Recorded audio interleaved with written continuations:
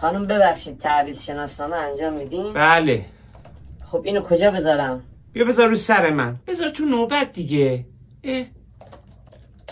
خیلی قشنگ شده.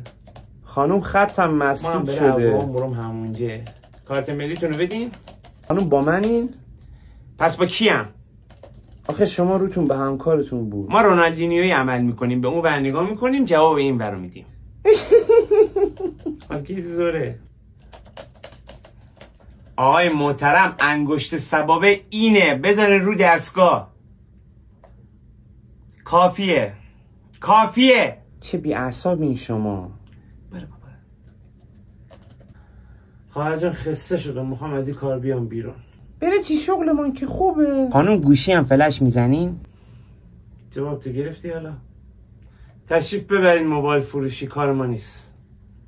این سیم کارتتون، شماره‌تون هم میشه 0949 827 6352. چیز خنده‌داری گفتم میخندین؟ آخه گفتین 0949. خب شماره‌های جدید ایرانسله، اول اطلاعاتتون رو کسب کنید بعد به اپراتور بخندین. نونور. مرسولتون رو بذارین اینجا پدر جان. چیره؟ مرسوله، همون چیزی که میخوایم بفرستین شهرستان. حلوا رو میگی؟